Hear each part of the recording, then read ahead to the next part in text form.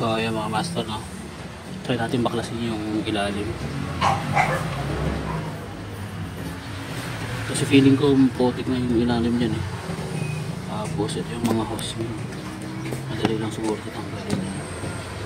Pinuhugot lang. Dalawa yan.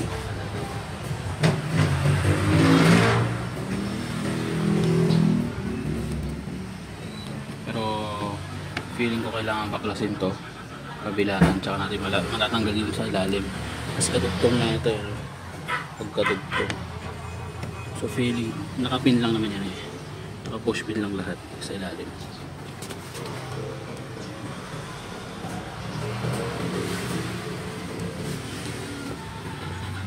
Sa entra, baklasin natin.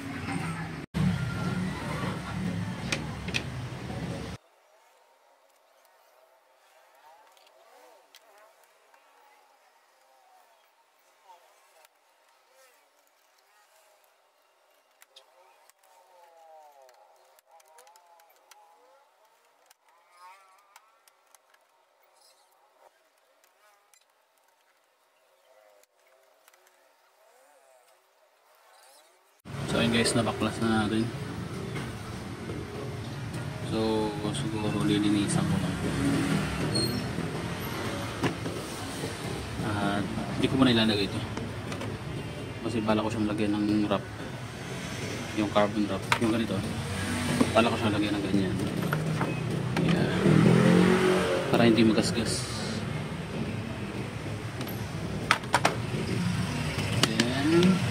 Feeling ko ito yung lock nung sa ilalim. So may tornilyo siya dito. Makikita nyo, may tornilyo siya dyan. Meron din ditong push pin. So kalugtong na ito yung sa ilalim eh. So ito yung dapat natin baklasin mamaya pagka ano. So baklasin din natin yung sa kabila. Tanggalin lang natin ito dalawang tornilyo.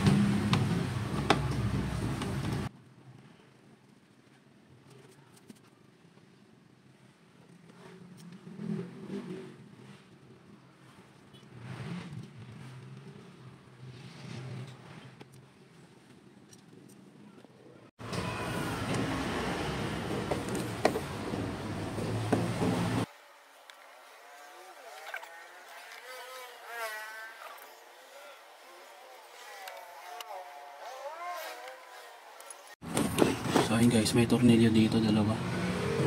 Feeling ko kailangan baklasin ito.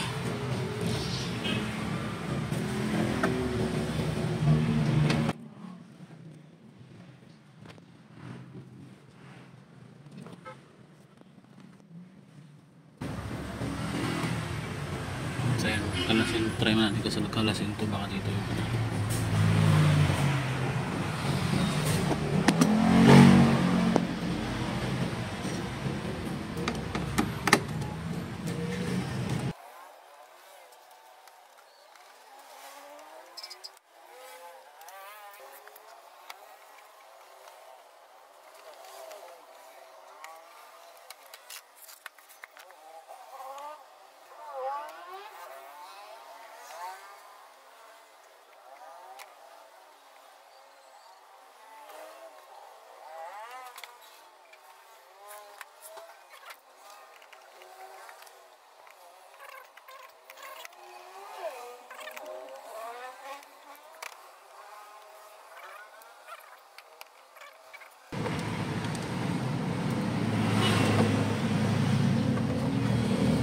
yung nakalas na natin.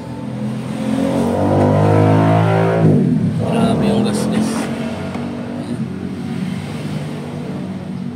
Grabe yung gasgas. So ayan, malapit na natin makuha yung axis natin sa ilalim.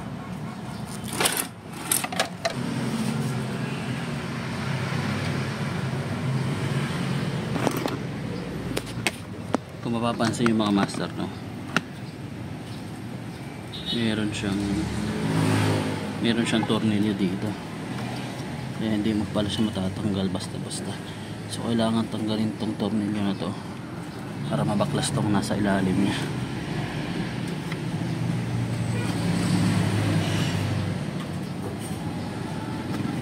So kailangan natin linisan ito kasi maputik.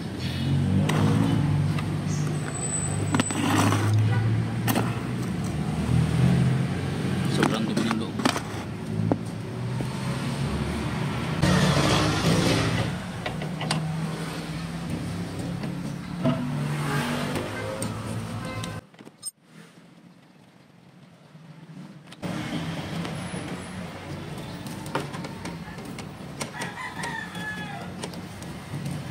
Kabila, tanggalin na natin.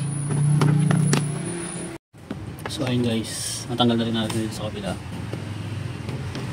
So tanggalin lang natin yung nakakabit na hose. May nakasabit na hose dyan, tanggalin nyo lang hose ng kulat na yan. Yan, so laglag na siya. Then meron din dalawang hose sa kabila. Yan. Tapos sikwatin lang natin.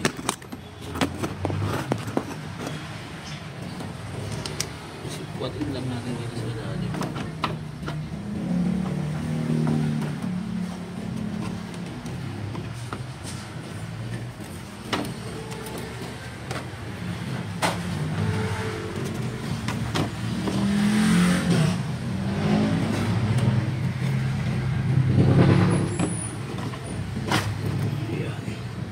Sobrang kapal ng putik.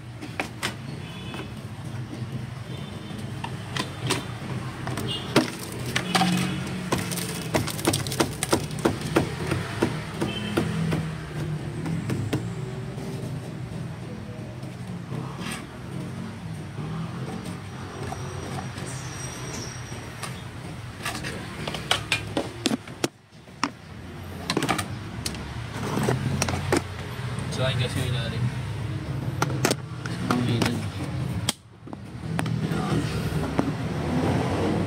Sobrang dumi niya. Diyan kasi pumapasok yung ano. Diyan pumapasok yung putik.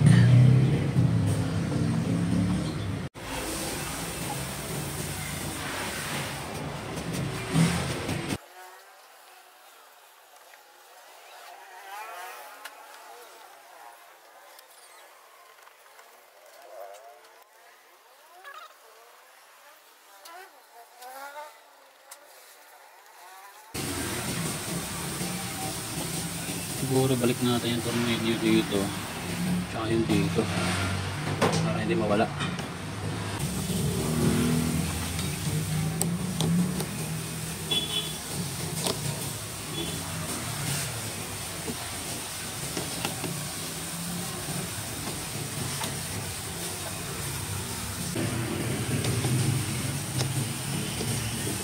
Balik lang natin yung tornilyo saka natin siya lilinisan. Siguro next week na lang natin siya balik yung kanyang kaha na iba para malinisan natin maigi kasi magkagabi na. So kalansay muna siya. Okay naman siya, hindi naman siya tapakat dito, matibay naman yun.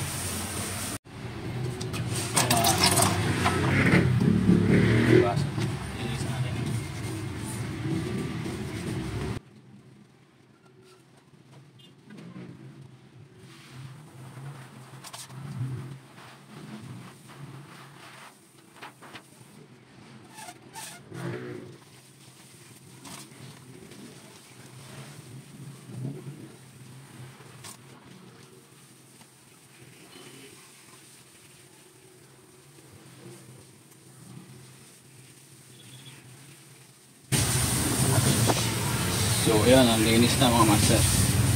So lilinisan naman natin yung yung mga tinanggal natin na part.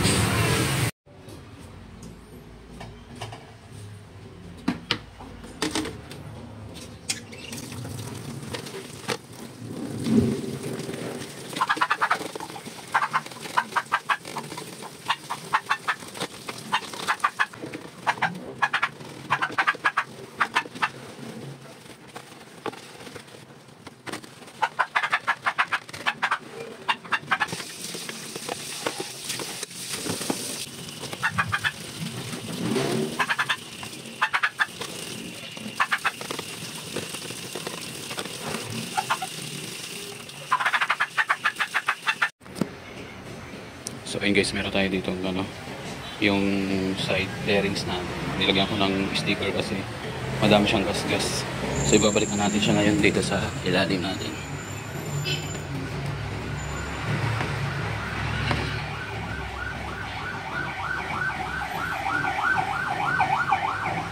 Yan, so madali lang ito ibalik. So tara.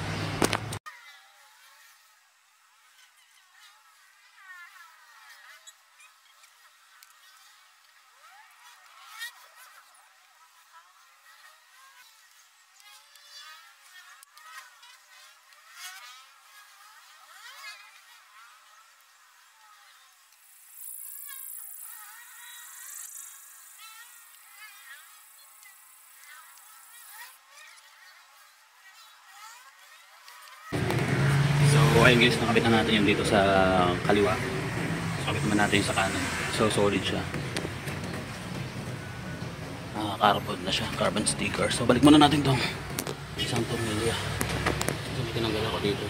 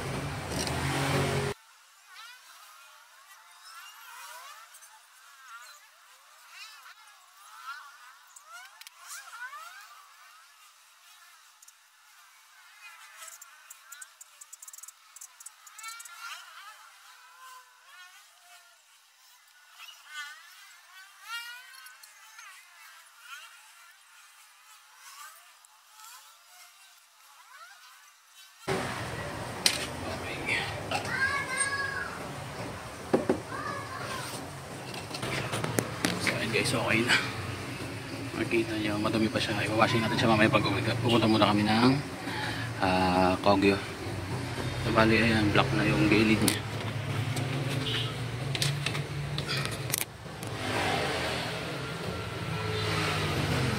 So ayan, yun lang muna mga master. Balik tayo mamaya hapon.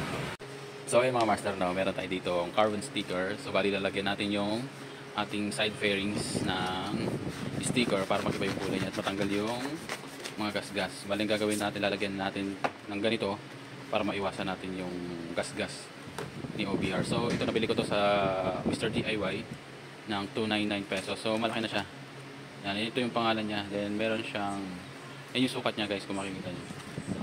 Yan yung sukat niya. Then yan yung pangalan niya. Parang ano siya, carbon sticker. So madali lang siya ikabit. Kung mas maganda kung meron tayong meron yung ating heat gun. So ito yung finished product natin. Medyo matagal lang magkabit kasi mano-mano. Then ayan. So maganda yung kinalabasan. Gusto ko siya. Then bali itong sa kanan na lang yung lalagyan natin. So papakita ko sa inyo yung short clip paano magkabit gamit yung hot water tsaka lighter. So ayan, tara.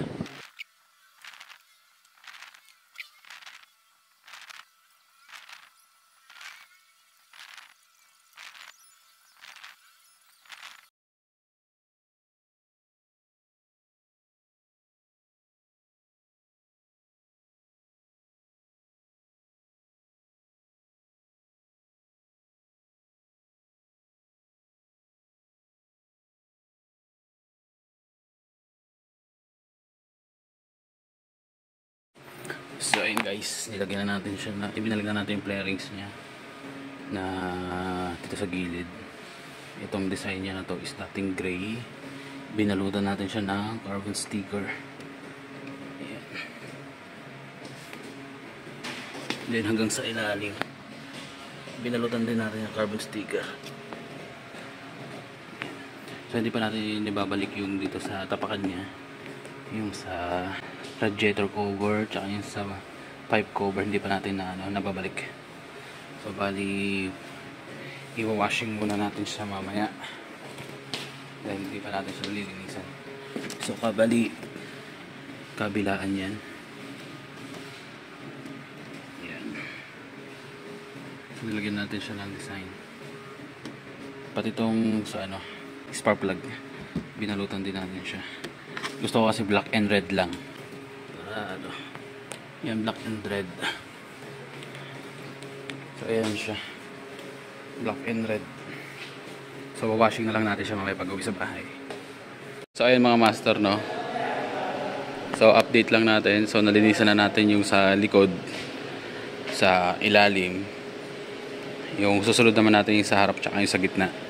So bali, yan yung, so ayan. So bali nalagyan na natin din yung gilid niya na kulay gray. Is pinalitan natin siya ng carbon sticker. So gusto ko kasi medyo black yung ilalim. Tapos nangingibaba yung red, black lang. So bali yung ibang mga gray, tatanggalin natin yan. So ito, balak ko din to lagyan ng carbon sticker or black na sticker. Yan. So soon, mapapalitan na rin tong ating flarings na basag. Itong harap tsaka yung sa likod. So covered naman siya nung sa insurance natin. So ayun lang mga master, no. Abangan nyo pa yung mga susunod natin.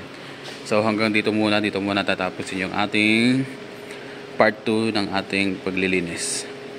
Yun lang mga master, no. Ride safe, tara.